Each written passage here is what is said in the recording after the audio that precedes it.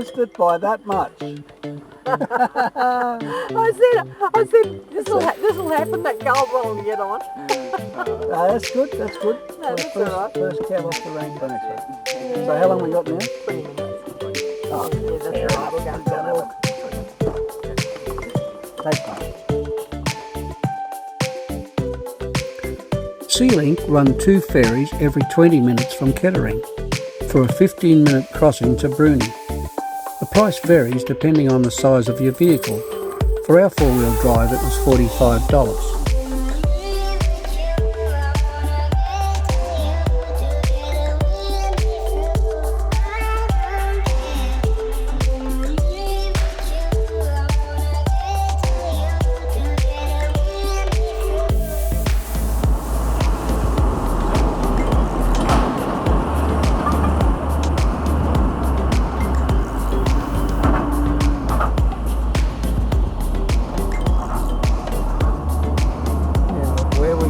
We have no idea.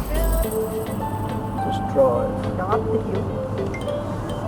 Just drive. Yeah.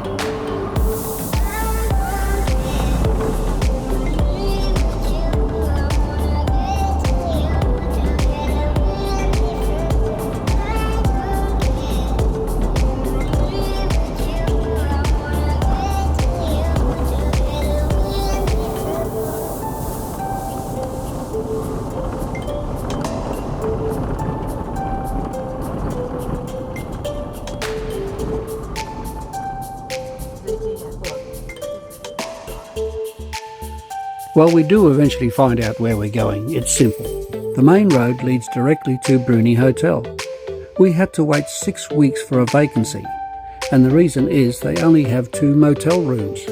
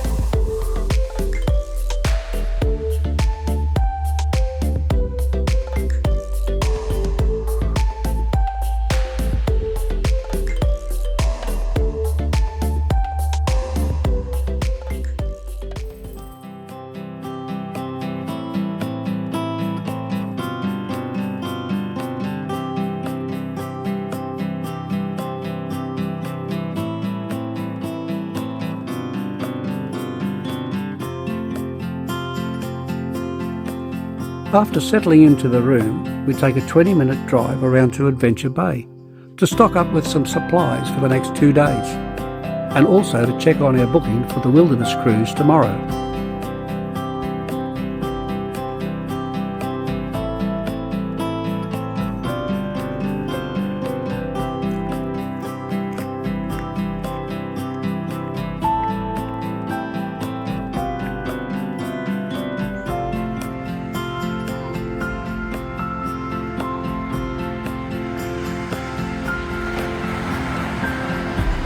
There's plenty of choices for accommodation on Bruni: the Captain Cook Caravan Park, B&Bs, beach houses and villas.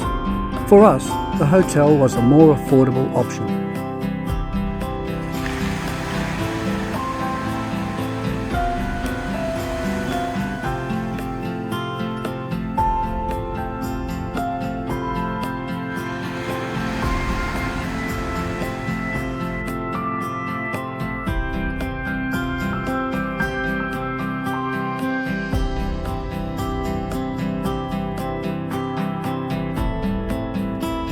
Back to the hotel now for our 5:30 dinner reservation and watch the sun go down over the Don Tricasto Channel.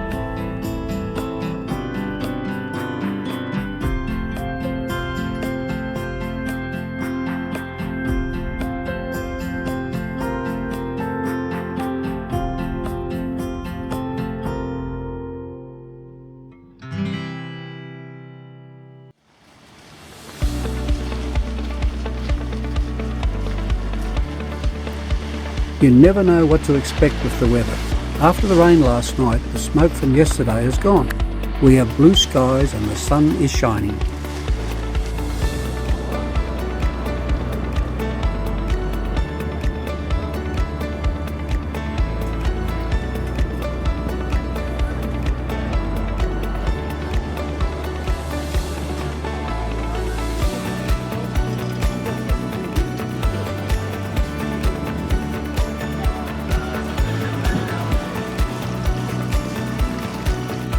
Now this is just a preview of the Wilderness Cruise.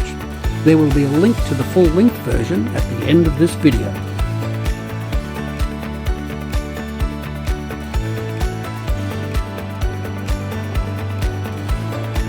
This is the second time we've walked the 279 steps to the lookout. We came here last night to watch the sunset. The neck connects North and South Bruny. The Truganini Lookout is named after the daughter of the chief of the Bruny Island people, who worked tirelessly in her life to unite the indigenous communities of Tasmania.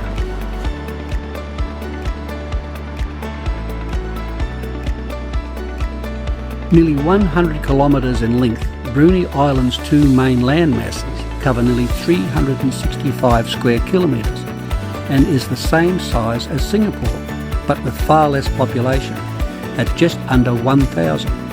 It's a great place for beach walking or a trek to Cape Bruny Lighthouse.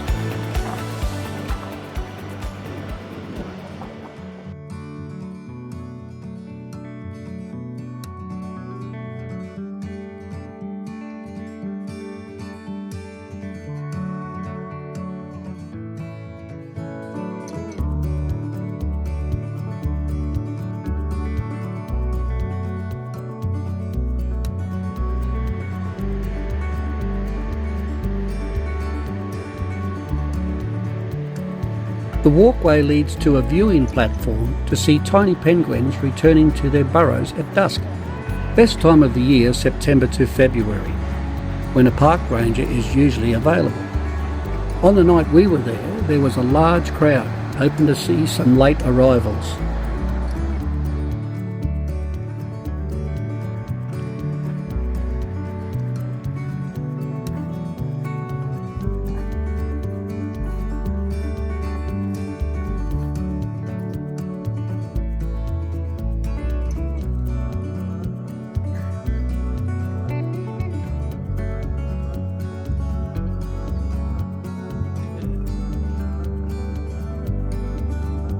The Houndstooth Whisky Distillery was closed when we were there, but the product is still available in the shop.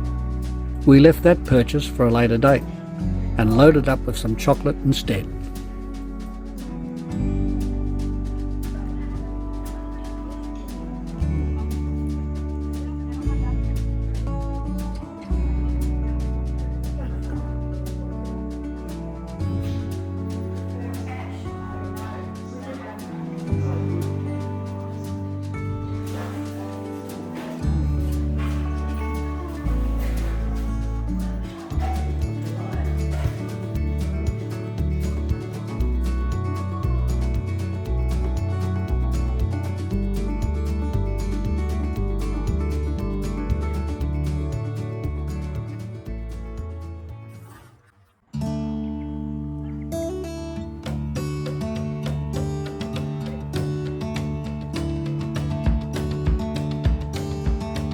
I tried to drive past this place, but not quick enough for Vicky's keen eye, especially when there's oysters involved.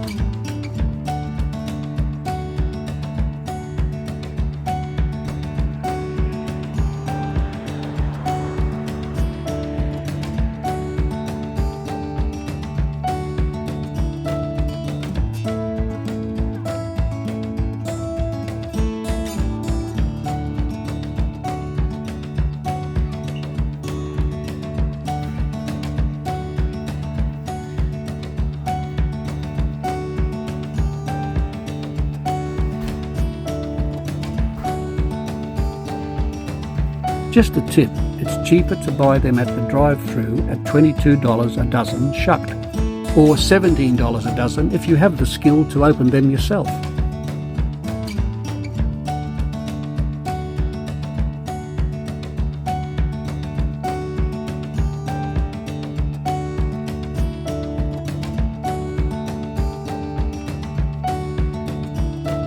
We didn't do the 3-hour return walk to Cape Queen Elizabeth. These photos are courtesy of Google.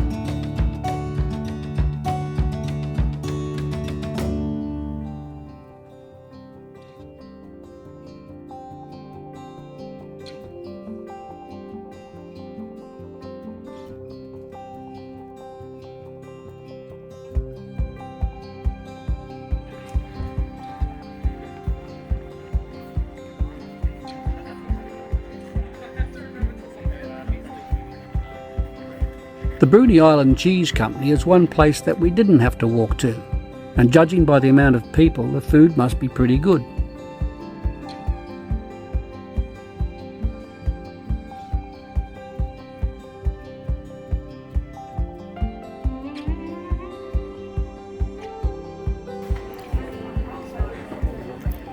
We ordered the ploughman's lunch and a Willie Smith apple cider.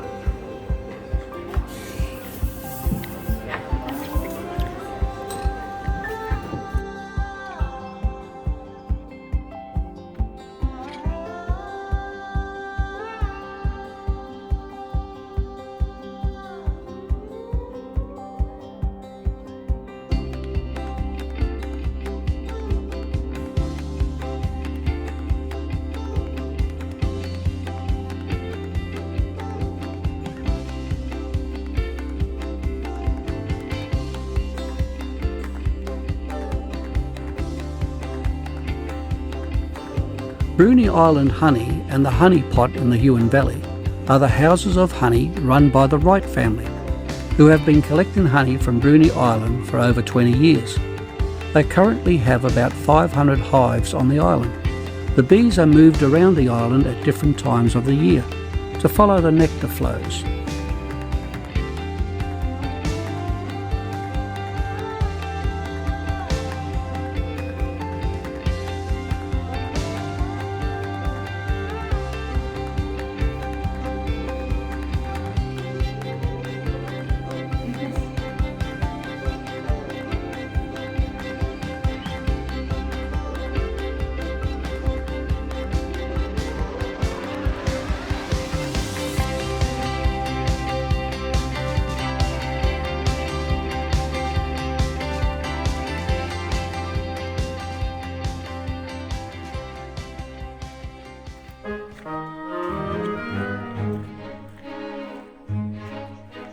The Bruny Baker is a quirky little roadside stall on the main road, offering freshly baked sourdough for passers-by. John fires up his brick oven daily and stores all his bread in the 2 retro fridges. $7.50. Show me. You never really know what you're going to get, but generally there is a good selection of wood-fired sourdough breads. It's an honesty system, so have some coins handy.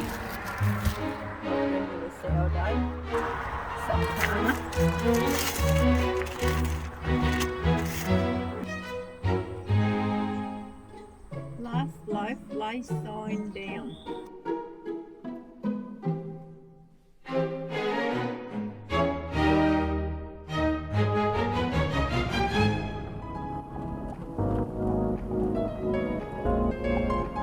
The heritage-listed Cape Bruni lighthouse has been restored to her former beauty and is the only lighthouse in southern Tasmania open for guided tours.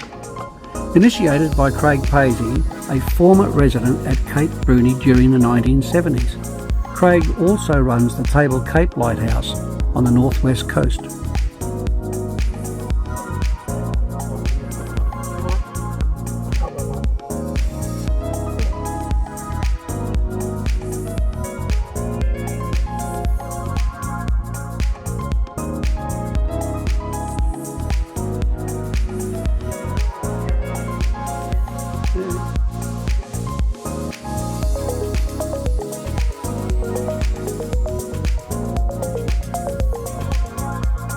There are 25 lighthouses in Tasmania.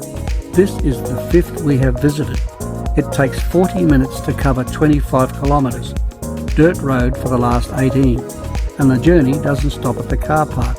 You still have a 500-metre walk up a steep track, but it's worth the effort once you get to the top, The view doesn't disappoint.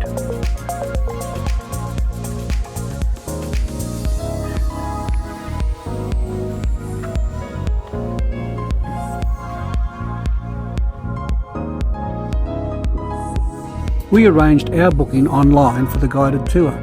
We arrived half an hour early, but the guide was able to take us up straight away.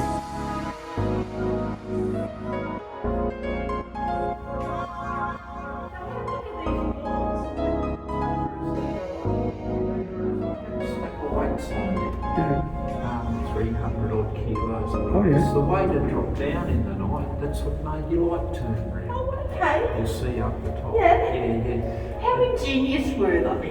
Clockwork. Okay. Yeah. Up there in the night to keep it at the wide, that way back up. Yeah. Go on.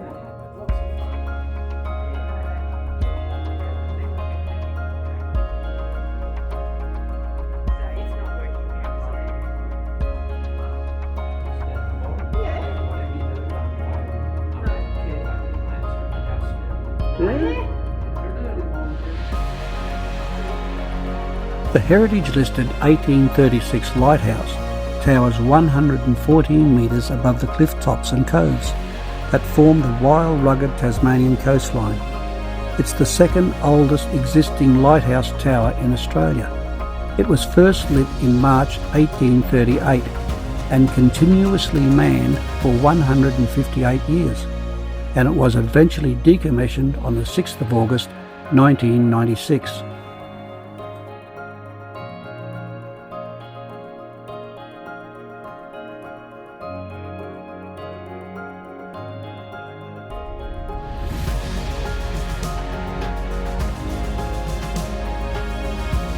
That little white dot in the distance is the new automated lighthouse.